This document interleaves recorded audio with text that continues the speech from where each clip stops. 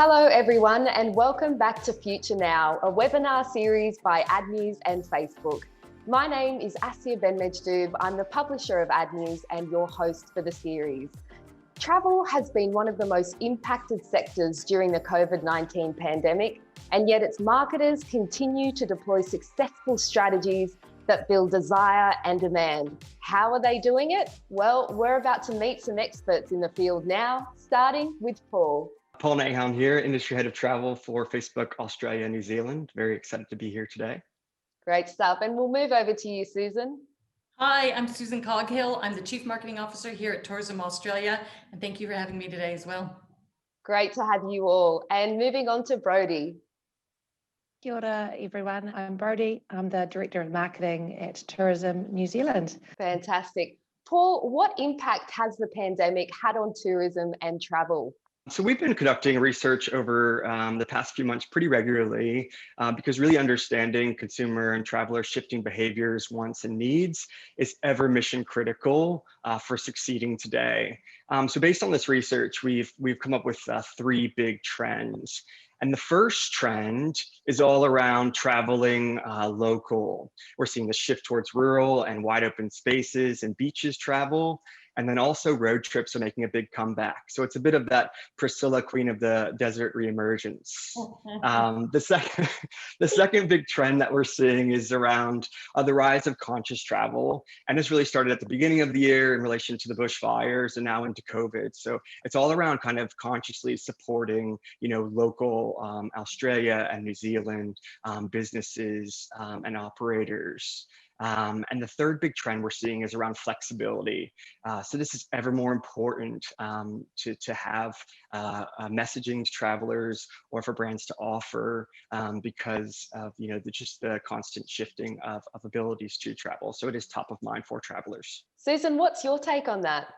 Yeah, it's been a bit of a crazy year for tourism, needless to say, starting with the bushfires first and then into our second crisis of the pandemic. And it has been devastating for us. Tourism is a $126 billion category in terms of overnight expenditure.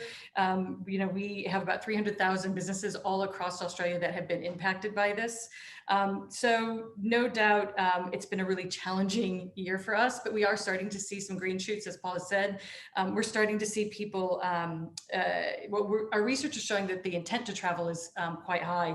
We're seeing 54% of people say they intend to travel in the next 6 months, plus another 22% in the next 6 to 12 months after that. So Australians want to get out there. The number one reason they're wanting to travel is because they need a really great holiday. That's even coming in ahead of wanting to see friends and family, if you can believe that. I don't know, maybe they're bringing their friends and family on that holiday with them. But yeah, look, we're remaining optimistic. We're starting to see people, get out and around, particularly the areas around the capital cities. So again, the sort of 2 to 4 hour region around the capital cities where you can travel. They're doing quite well. We're keeping an eye on our cities, which are really still struggling. People are a bit nervous about coming back into the cities. The cities are lacking the international travelers, the business travelers, conferences, etc. And we're also keeping an eye on some of those iconic destinations around Australia that have usually quite a high level of international travelers as well. So we want to make sure that we're encouraging Australians to get out to those parts of the country, those bucket list destinations that perhaps they've been putting off. And there's never been a better year than this one to get out there and see those parts of our country. Absolutely. I know I can't wait to get traveling. Brodie, yeah. How are our neighbours in New Zealand doing? The pandemic for us has certainly flipped the industry on its head. It was our number one export earner. And that's left quite a big gap, around a $15 billion gap in our GDP here in New Zealand. So it's a major hit for us as a country and as a nation. But we're seeing a lot of resilience from the domestic travellers, a lot of Kiwis wanting to get in behind, keeping the economy going. We've perhaps, been again a little bit luckier with the COVID recovery here as well, in that we haven't been in lockdowns for that long a time. So we've been able to get out and about and allow Kiwis to be out and travelling the country. most of the time, whilst perhaps the rest of the world has been in lockdown. So there's been good parts and bad parts, and I think for us it's really just about converting that, as Susan said, that pent up desire into demand for travel, and to travel around New Zealand, and then getting the international audience to want to travel again, because I think there's a lot of apprehension, and rightly so, with international travel now. There absolutely is, but hopefully as we progress as a world, that will come to an end. Susan, what's been your approach to helping the industry? Yeah, look, for us, it's really about demand generation and demand creation. And at the start of, well, the bushfire crisis and coronavirus, there was a lot of discussion about where we could add most value. And as you can imagine, industry was hurting, crying out for help around training or business continuity or grants, et cetera. And I guess one of the key things we had to determine as an organization is where can we help most and where can we add most value, particularly when there are other organizations within the government and with our state bodies as well. So yeah, look, we have really leaned into our strength around our brand, around driving intent to travel, building demand across Australia, and ultimately also keeping demand alive, the dream of Australia alive internationally. So once those borders open, that travelers want to come back to Australia and that we are top of list again. But we are also working, starting to work at a more macro level with some of our more micro level with some of our industry as well, and looking at how do we support them in developing assets. How do we make sure that we've got all the elements that we need to tell their stories as best as we can? So yeah, that's really where our focus is. Has it been similar for you, Brodie? Yeah, it is similar for us. So continuing that ongoing brand building from an international perspective, really trying to drive domestic demand. We didn't have the mandate to actually do domestic pre-May this year, so it's been a bit of a swift learning curve for us to get on, and start prepping those insights and getting all that campaign up and running within sort of a 6-week period. But yeah, driving the love offshore, driving the demand and conversion onshore, and then trying to help industry as much as we can with as much insight, as we can possibly give them around where, what those changes in consumer behaviors are, what are consumers' needs and expectations, from us and the industry moving forward. And for us, I guess we have done a little bit more in the business support space. So we've leaned into that a little bit more around business support, whether that be marketing, health and safety, financial literacy. We've been doing a bunch of different online webinars and work streams around that. So yeah, quite similar, I'd say, across both sides of the ditch. And Paul, from a macro worldview, what's the process there? Locally here in Australia, the states have all been doing really great innovative work, as well as Tourism Australia, NT and Z. But one area that I wanted to highlight was around some of the research that I highlighted earlier in relation to Visit Victoria and what they've been doing and thinking about in relation to this impact of the global pandemic. So they're in a bit of unique situation compared to the rest of the states, which thankfully they're moving out of. But they thought laterally about how they could find new ways to help stimulate local tourism industry. So they developed this campaign called Click for Vic, which was really designed to connect Victorians with small businesses across Victoria and encourage them to buy these Victorian-made products online. And so by doing this pivot and thinking differently, they were able to drive like 102,000 leads to Victorian operators to really kind of capitalize on that growing pent-up demand. And they're also just like doubling all the signs for the intent to purchase. So this kind of continual evolution, of thinking about how to shift flexibly during the pandemic is a good highlight for them. Susan, there has been a focus on having a domestic remit. What has that entailed for you? You know, first and foremost, well, as Brodie said, we didn't have a domestic remit either at the start of the year, you know, so we have been in international only for the last 7 or 8 years or something like that. So we had to pivot really quickly. There it is, the P word. I think I won. I used it first. But we had to really quickly set up a whole new domestic unit within my marketing team, within our partnerships team, within the broader business. We needed to learn about an entirely new consumer, and that's the domestic Australian traveler. And people travel very differently domestically than they do internationally. So we needed to understand those habits and trends. And for us, one of the biggest challenges, to be honest, is that, you know, when you travel domestically, you tend to have a little bit more of a flop and drop holiday. You know, you're less inclined to spend on those experiences or that special meal out. So kind of understanding the nuances of how we needed to encourage the domestic traveler to, I guess, spend on those types of holidays to help fill that gap from the international audience that isn't going to be able to come for however long. So that was really important. So we're investing much more in research, much more in data, making sure that we stay on top of consumer sentiment now and of those future trends. I guess the ability to rapidly develop campaigns and be agile around the campaigns, make sure that we're able to respond with shifts with the state borders. That's been one of our biggest challenges as well.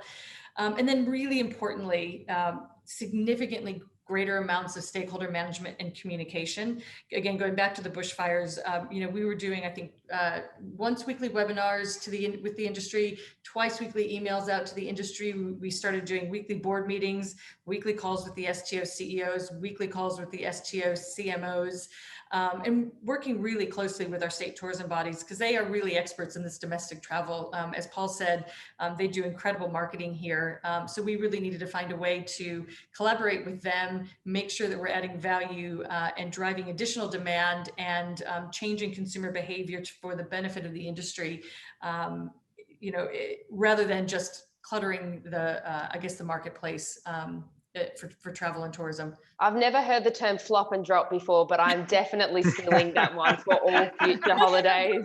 No, don't flop and drop. That's what we don't want to do. We don't want to flop and drop. Go experiences. We'll talk after this. I'll help set you up on a trip. Done deal. Brodie, how have you approached the domestic remit? Yeah, similar to Susan. You know, we just had to really dive into the insights first. We've got a range of regional tourism operators here, similar to the states in Australia, and so gathering as much insight from them as we possibly can, but setting up our own domestic insight team here, plus domestic marketing team, plus a domestic market team. So very similar journeys. It sounds like there, which has been quite the whirlwind, I would say, but exciting all at the same time. I don't know about you, Susan, but it's actually so lovely being able to see your own work out and about, you know, in your own country, whereas you hardly ever get to see your own work within country. But I think just understanding that audience, how they travel different, the different travel styles, and then what that means for the industry as well. Because from a domestic perspective, you know, when people are perhaps steeped in a bit more routine than an international traveller would be, they go back to the same places. As Susan mentioned, they might not spend as much on activities or hotels. You know, they're going to the beach as opposed to staying in a hotel. You know, they're using our beautiful landscape as their kind of Disneyland as opposed to doing tourism experiences. So how do we sort of change that mindset with a domestic traveller and almost get them travelling like an international visitor would? So that's been it's just a very different approach and a very different set of insights and strategy needed to build that narrative for the domestic audience. One thing that we found was, I guess, needed here in New Zealand was that overarching, consistent narrative. So one national narrative that all of our regional tourism operators could sit underneath, and then we basically adapted and used a toolkit that they can bring that to life with. So, it's been an awesome journey, actually. One of the challenges of the journey, of course, is campaign work in lockdown. Brodie, how have you approached campaigns during this period? Yeah, that's been an interesting one. You know, having a shoot production PPM, and then you're back into lockdown, and you're not going shooting anymore. um, again, maybe we've been a little bit luckier here than perhaps Australia or other parts of the world, whereas we haven't been in lockdown for quite as long. But when we took advantage of all the amazing footage that we've already captured, re-edited, did what we could with the resources we had. And then as soon as we got the chance to get out and shoot, we were out, you know, within 24 hours. So it was just seizing the opportunity when that opportunity came about. We were also quite lucky in the fact that when the pandemic hit, we still had about 100 days worth of our Good Morning World series in the bag, you know, ready to take us through to June. So we had a lot of content, in the can already, which we could adapt. It was more the domestic work that was harder, because we were obviously, you know, new narrative, new concepts needed to get out and film for that. So it was just that really seize the opportunity when we could. Susan, was it the same experience for you? Yeah, absolutely. It's been a bit of a roller coaster, definitely. And we sort of have our own stories of planning, creative planning, shoots, changing, you know. In fact, when we did our first Hamish and Zoe shoot or film, you know, we were going to take them out on the road around Australia. We had this massive, fantastic road trip concept we were going to do. And then Victoria, border shut to Victoria, and Hamish and Zoe live in Melbourne. So we thought, that's okay, we'll just film the whole thing in Melbourne, or excuse me, in Victoria. And that was going to be fantastic. And we recce'd all that and we were ready to go. And then all of a sudden they couldn't leave Melbourne. So we ended up having to consolidate the shoot down into a home shoot, which was on the last day before the stage 4 restrictions went into place. And the very next day, we wouldn't have even been able to film that. So we were lucky that we got what we could, but we look forward to getting them out and doing that big epic shoot around Australia. But again, this just goes to the need to be flexible and resilient and roll with the changes that are happening. I guess for us, in terms of campaign development, though, while we're in lockdown, or during this really tricky period with consumers, just want to reiterate the importance of understanding consumer sentiment, particularly domestically. One thing that we did when we were about to launch our Hamish and Zoe film, we had also created an edit where we used Hamish just as voiceover, and it was a little softer sell. It was more dreaming content, and we actually pushed that out through social media, through Facebook and Instagram before we launched the Hamish and Zoe campaign. So I think we did that on the Thursday or Friday before. And we were able to see what the response was around the country, which gave us a really great temperature check of Melbourne in the moment. You know, we couldn't have gotten that temperature check from research because that takes a bit of time. That real-time feedback on putting that video out on social helped us understand where they were. We thought they were maybe a little further in their sort of optimism because they're getting closer to opening, but they weren't quite there yet. So in the end, we adjusted our media plan and pulled it back, and we're going to launch in Victoria in the next week or so. But that was a really useful approach to campaign development. And I guess the other thing we've done in lockdown is back in May, we did our Live from Oz social streaming event, which was 32 experiences live across the country over an entire weekend, where we featured 40 operators, everyone using different technology, some people doing it on their phones, some had full production crews, all being orchestrated without ever really meeting or talking to anybody in person. It was absolutely incredible that we were able to pull this off from our living room table. But that is a bit of a testament, I think, to, I guess, the passion and the commitment and the creativity and problem-solving skills of my team, my agency teams, our Facebook colleagues as well. And it was, it was a fantastic weekend of experiences. Well, congratulations to you both for managing that challenge, because I could imagine, you know, it would be ever changing. You'd always have to adapt and be flexible. Paul, what have vendors done to keep the brand lights on in other markets? Yeah, I mean, Brodie and Susan have taken all the good answers here, but it's all just build upon what they've been talking about. The reality is that for a while there, no one was able to travel, and especially for both the national tourism organizations really needing to reach international travelers, it's been kind of this really hard focus on, maintaining relationships with these travelers, maintaining their list on travel destinations, really just growing up this pent up travel demand to then really take advantage of at a later time when people are able to travel. So really it's been about, as Susan and Brodie touched on, kind of like that regular engagement on the platforms through things like live, through things like Instagram stories, where they've been able to connect with people with this visual language that seems very real time and a little less produced looking, which also just drives a bit of more of that authentic connection. They've been putting, the research of traveler behaviors at the forefront of everything they're doing. And lastly, I'd say that they've really started pivoting towards like flexible infrastructures. And what I mean by that is either flexible, creative and content messaging that's ready to go on and off in certain geographies based on the latest announcements, to just all sorts of automation as well. And I think it's, kind of setting up these flexible infrastructures creates less insanity as the new norm evolves itself, with a little bit of planning to flexibility and agility. Brodie, how have you kept the brand lights on in different markets?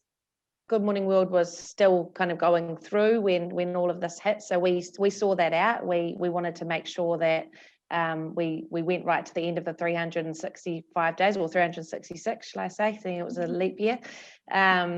So we carried that on right through to the middle of June, and then we saw an opportunity, I guess, with our other New Zealand Inc. partners, so the likes of New Zealand Trade and Enterprise, New Zealand Story, and our friends at Education New Zealand, to come together and tell a bit more of I guess, a cohesive brand New Zealand story at more of a values-based level.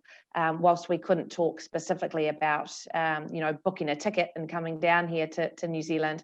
So took it up a level and really started to talk about, who it was that we, who we are as a nation, what we stood for, and that saw us produce our Messages from New Zealand campaign, which is started in June and is still going now. So we looked at that from a broader brand New Zealand perspective, and then we took a similar approach to what Susan's talking about. So really leaning into to live, so live on Facebook, all the stories. We looked at live for mills. We looked at trade training and education, all online. And I think, interestingly, a lot of what we've learnt over the last 6 months is we probably won't completely go back to what we were doing before, because a lot of what we've gained in knowledge from the last 6 months has, put us in really good stead to bring that 100% pure New Zealand experience to life even more.